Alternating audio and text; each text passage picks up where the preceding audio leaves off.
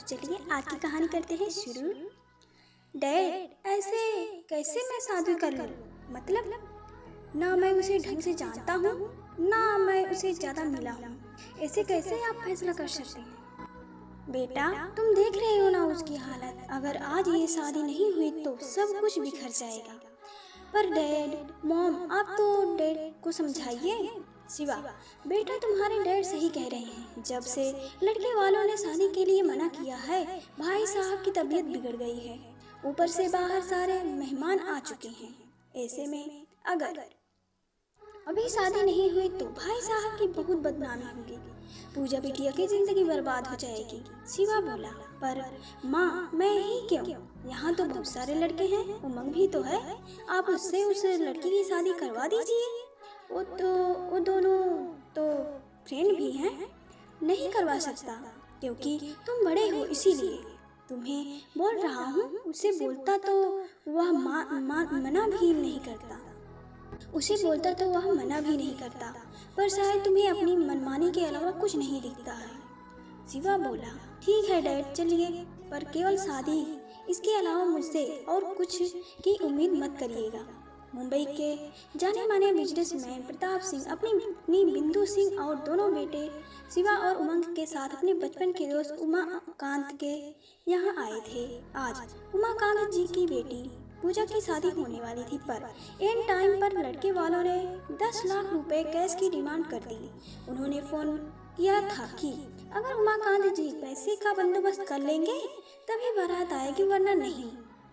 अब उमाकांत जी साधारण शिक्षक थे।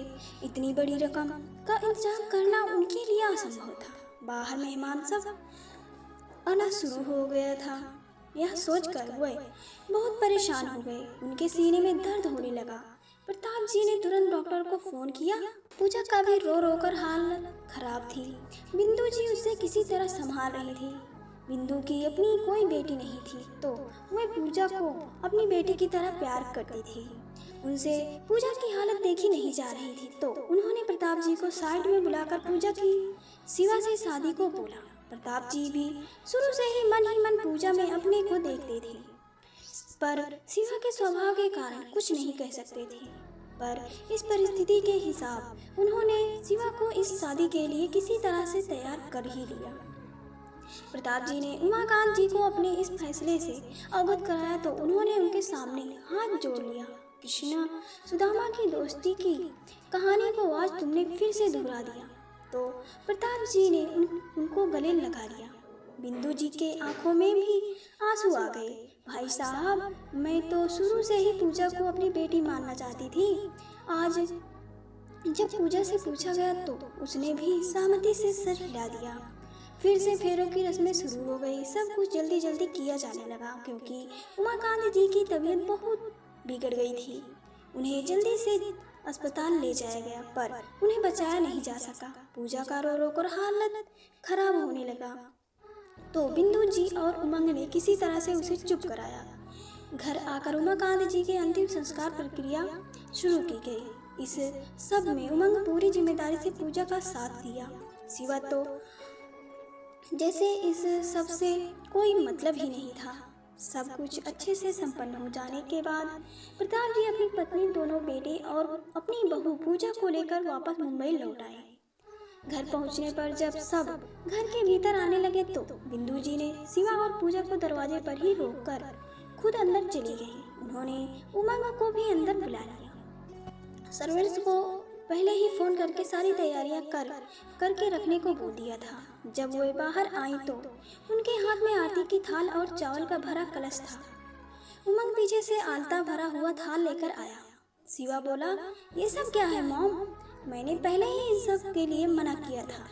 बिंदु जी बोली, बहू ऐसे कैसे बिना गृह प्रवेश के अंदर आएगी? शिवा बोला, जो करना है जल्दी कीजिए, मैं थक गया हूँ। तीनों का आरती उतारी और पूजा से कहा, बेटा, दाहिने पैर से इस कलश को गिराते हुए इस बाल में पैर रखकर अंदर आओ। पूजा चीरे से कलश गिराते हुए अलता वाले चाल में पैर रखा। फिर धीरे से अलता लगे पैरों का निशान पीछे छोड़ते हुए अंदर आ गई। बिंदु जी दोनों को पूजा घर में ले गई। भगवान को प्रणाम किया। पूजा बिंदु जी और प्रताप जी को भी प्रणाम किया। शिवा अपने रूम में चला गया। प्रताप जी पूजा के सर पर हाथ रखकर बोले, बेटा आज से यह तुम्हारा भी घर है। तुम इस घर की बहू नहीं बल्कि बेटी बनकर यहाँ रहोगी। बिंदु जी बोली, हाँ मेरी प्यारी बेटी। उमंग बोला, हाँ और मॉम मैं और भैया। बिंदु जी उसके सर पर भी हाथ रखते हुए बोली, तुम दोनों भी। उमंग बोला, पूजा मैं भी दोस्त बनकर हमेशा तुम्हारे साथ रहूँगा। बिंदु जी उमंग का कान पकड़ते हुए बोली, ओ तुम्हारी भाभी है, भाभी बोलो। उमंग बोली, माँ कान छोड़ो दर्द करता है। पूजा उम्र में मुझसे छोटी है, मैं तो पूजा ही बोलूँगा। क्यों पूजा, तुम्हें कोई प्रॉब्लम नहीं है ना?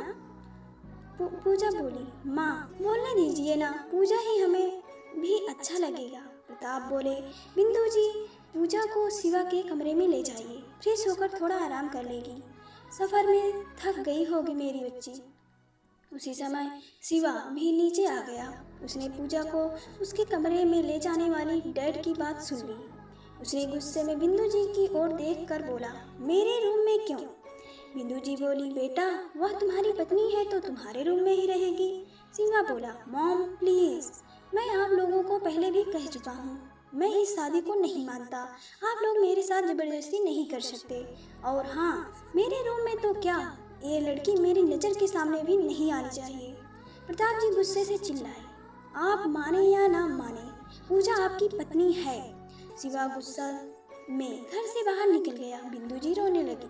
पूजा की आंखों में भी आंसू आ गए। उसने तो पूरे मन से इस शादी को स्वीकारा था, फिर भी उस अपने मन को कड़ा कर वह प्रताप जी और बिंदु जी के पास आकर उनके पैरों में बैठ गई। माँ बाबा आप लोग इस तरह उदास मत होइए। जिस परिस्थिति में हमारी शादी हुई है उन्हें वक्त लगेगा इसे समझने में, फिर वो मुझे जानते तक नहीं। हो सकता है कि शादी को लेकर उनका कोई अलग नज़रिया हो, और अगर वे इस शादी को नहीं मानते तो कोई बात नहीं। आप लोगों ने अभी अभी मुझसे कहा था ना कि मैं आपकी बेटी हूँ, क्या मैं बेटी बनकर आप लोगों के साथ नहीं रह सकती? वैसे भी बाबा के बाद आप लोगों के अलावा और कोई मेरा अपना तो है नहीं जहाँ मैं जाकर रह सकूँ। बिंदु जी उसके सर पर हाथ रखकर कहा, हमने केवल कहा ही नहीं बल्कि दिल से भी तुम्हें अपनी बेटी माना है। उमंग भी वहीं आकर बैठ गया और बोला, और मैं तो पहले से ही तुम्हारा दोस्त हूँ, और तुम भैया की चिंता मत करो, वो अभी तुमको जानते नहीं है ना। जब वो तुम्हें पहचान जाएंगे तो अपनी जान से भी ज़्यादा तुम्हें प्यार करेंगे। वो केवल ऊपर से रूढ़ हैं, अंदर से उनका दिल बहुत कोमल है। प्रताप बोले, हाँ बेटा, वो भी अभी गुस्से में है ना, इसीलिए ऐसा बोल गया। तुम उदास मत हो, तुम कमरे में जाकर आराम करो। पूजा बोली, माँ जब तक वो मुझसे अपने मन से अपना नहीं लेते तब तक मैं भी दूसरे कमरे में ही रहना चाहूँगी। उमंग बोला, माँ पूजा आज मेरे कमरे में सो जाएगी, मैं पापा के स्टडी रूम में सो जाऊँगा। कल आप मेरे बगल वाला रूम पूजा के लिए रेडी करवा दीजिए। बिंदु बोली, ठीक है बेटा, पूजा को कमरे में ले जाओ। पूजा कमरे में आकर फ्रेश होकर अपने बारे में सोचते हुए उदास हो गई। नीचे सबके सामने तो वह हिम्मत कर ली, पर पता नहीं आगे क्या होगा। क्या शिवा उसे अपनाएगा? कमरे में उदास बैठी हुए पूजा अपने बीते दिनों के बारे में सोच रही थी। वह अपने बाबा उमाकांत जी के साथ लखनऊ में अपने छोटे से घर में खुशी से रह रही थी। उमाकांत जी एक प्राइमरी स्कूल के टीचर थे। पूजा की माँ नहीं थी। जब वह 11 साल की थी तभी बीमारी की वजह से उसकी माँ का निधन हो गया था। तब से आज तक उमाकांत जी ही पूजा को माता पिता दोनों का प्यार दिया। उसे कभी किसी चीज़ की कमी नहीं होने दिया। हालांकि पूजा भी काफ़ी समझदार बच्ची थी। उसे जो मिल जाता उसे में खुशी रहती और बच्चों की तरह कभी किसी चीज़ की जिद या फरमाइश नहीं करती। पढ़ाई में काफ़ी तेज़ थी। 12वीं में वह पूरे ज़िले में टॉप की थी। उतनी ही वह सुंदर और गुणी थी। उम्र के साथ साथ उसकी सुंदरता और भी बढ़ गई थी। जो भी उसे एक बार देखता बस देखता ही रह जाता। रंग इतना गोरा मानो दूध में सिंदूर घोल दिया गया हो। दुबला पतला छरहरी काया, कमर तक लंबे सुनहरे बाल, आवाज़ मानो कोयल कूक रही हो कहीं। घर में कामों में भी निपुण थी। अभी पूजा के ग्रेजुएशन का दूसरा साल चल रहा था। सुबह उठकर घर के सारे काम खत्म करके वह कॉलेज जाती। वहाँ से लौटकर शाम में वह कुछ बच्चों को ट्यूशन पढ़ाती थी। वैसे तो उसके बाबा इसके लिए मना करते थे, लेकिन फिर भी वह सोचती थी कि खाली बैठने से तो अच्छा है कि कुछ काम ही कर लिया जाए। उसके तर्कों के आगे उसके बाबा भी हार मान जाते थे और हंसकर कह देते थे, तुम तो मेरी रानी बिटिया है, जो तेरा मन आए तू कर। एक दिन पूजा को उसके बाबा बहुत खुश नजर आए। पूजा बोली, क्या बात है बाबा, आज आप बहुत खुश नजर आ रहे हैं। उमाकांत जी बोली, अरे आ गई बेटा, बैठ, तुझे कुछ बताना है। पूजा उनके पास बैठ गई। बोलो बाबा, क्या बात है। उमाकांत जी बोले, बेटा मेरे स्कूल में वर्मा सर हैं, तुम उनसे मिली हो ना। पूजा बोली, हाँ बाबा। उमाकांत जी, उन्होंने अपने बेटे के लिए तुम्हारा हाथ मांगा है। एक ही बेटा है, सरकारी नौकरी करता है। पूजा बोली, पर बाबा अभी तो मेरी पढ़ाई भी पूरी नहीं हुई। उमाकांत जी बोले, बेटा उनको तुम्हारी पढ़ाई से कोई एतराज नहीं है। पूजा बोली, बाबा। उमाकांत जी बोली, बेटा मेरा तबीयत भी अब ठीक नहीं रहता, अपनी जिंदगी में ही तुझे दुल्हन बने देखना चाहता हूँ। मैंने पता किया है, लड़का अच्छा है, फिर रिश्ता सामने से चलकर आया है बेटा, और सबसे बड़ी बात उन लोगों को दहेज भी नहीं चाहिए। बेटा तू तो जानती है ना, मेरे पास दहेज देने के लिए कुछ भी नहीं है। पूजा बोली, बाबा आप ऐसा क्यों बोलते हैं, मैं दहेज देने वालों से शादी भी नहीं करने वाली। उमाकांत जी के आंखों में पानी भर आया। यह देख पूजा उनके आंसू पोंछते बोली, ठीक है बाबा, मैं तैयार हूँ। उमाकांत जी उसे अपने गले से लगाते हुए प्यार से उसके सर को सहला दिया। मेरी रानी बिटिया हमेशा खुश रहो। पूजा शर्मा कर अपने कमरे में चली गई। हर लड़की की तरह शादी को लेकर उसके भी कुछ सपने थे। बचपन में माँ उसे कहा करती थी कि एक दिन घोड़े पर सवार होकर उसका राजकुमार आएगा और उसे अपने साथ लेकर जाएगा। वो आंखें बंद करके उस पलों को सोचने लगी। जब उसका राजकुमार उसे लेने आएगा, वो उठकर अपनी अलमारी से एक डायरी निकाली। उस डायरी के कवर पेज पर राधा कृष्ण जी की सुंदर सी तस्वीर थी। वैसे तो उसे डायरी लिखने का कोई शौक नहीं था, पर जब उसने वह तस्वीर देखी तो खरीदने से खुद को रोक नहीं पाई थी। उसने डायरी खोला और उसके पहले पेज पर सुंदर अक्षरों में लिखा, मेरी शादी। उसने तय किया कि अपनी शादी से रिलेटेड यादगार पलों को वह इसमें लिखेगी। उमाकांत जी शादी की तैयारी शुरू कर दिए। उनके घर में कोई औरत नहीं थी, तो उन्होंने अपने गांव से अपनी एक दूर की बहन को बुलवा लिया। आज शादी का दिन था। उमाकांत जी ने मुंबई में रहने वाले अपने दोस्त प्रताप सिंह को भी सपरिवार बुलाया था। प्रताप जी और उमाकांत जी बचपन के मित्र थे। बड़े होने पर प्रताप जी मुंबई जाकर अपना बिजनेस शुरू किए और फिर वहीं बस गए। उमाकांत जी यहीं लखनऊ में ही रह गए। प्रताप जी की पत्नी बिंदु जी सुलझी विचारों वाली औरत थी। उनके दो बेटे थे, शिवा और उमंग। वे लोग भी आज आने वाले थे। पूजा बेसब्री से उनका इंतजार कर रही थी। अपनी माँ के बाद उसे बिंदु जी से ही माँ का प्यार मिला था। वे लोग हर साल कुछ समय के लिए लखनऊ आते थे, छुट्टियाँ बिताने के लिए। हर बार उनके साथ उमंग आता था। हम उम्र होने के कारण पूजा और उमंग में खूब पड़ता था। दोनों बहुत अच्छे दोस्त थे। दूर रहकर भी उनकी दोस्ती मजबूत थी। पूजा शिवा से कभी नहीं मिली थी, क्योंकि वह ना के बराबर ही लखनऊ आया था। पूजा दुल्हन बनकर तैयार थी। उमंग बार बार आकर उसे चिढ़ाकर चला जाता। उमाकांत जी तो अपनी बेटी को दुल्हन बना देख काफी खुश थे। बिंदु जी और प्रताप जी पूजा की बलैया ले रहे थे। बाहर मेहमान सब आ चुके थे, सब बारात के इंतजार में थे। तभी उमाकांत जी को लड़के वालों का फोन आया। फोन पर कुछ देर बात हुई, फिर उमाकांत जी की तबीयत बिगड़ गई। उनके सीने में दर्द होने लगा। पूजा ने जब अपने बाबा को इस हालत में देखा तो वह भी रोने लगी। बिंदु जी उसको चुप करा रही थी, फिर वो बाहर चली गई। कुछ देर के बाद बिंदु जी और प्रताप जी ने उमाकांत जी से कुछ बात की। फिर उससे उसकी मर्जी पूछी गई। बाबा के हालात को देखकर उसने भी चुपचाप सर झुका लिया। फिर उसके मांग में शिवा के नाम की सिंदूर लग गई। न कोई उत्साह, न कोई उमंग। बाबा की भी तबीयत संभल ना सकी और वे भी उसे छोड़कर माँ जी के पास चले गए। पूजा भी रोते बिलखते बिंदु जी के साथ मुंबई आ गई। प्रताप जी उसे संभाल रहे थे। बिंदु जी ने तो उसे एक मिनट के लिए भी अपनी नजरों से दूर नहीं किया। और उमंग, उसने तो पूरे समय एक सच्चे दोस्त का फर्ज निभाया, उसका साया बनकर। पर शिवा, जिससे उसकी शादी हुई थी, उसने तो अभी तक एक नज़र भी उसे नहीं देखा।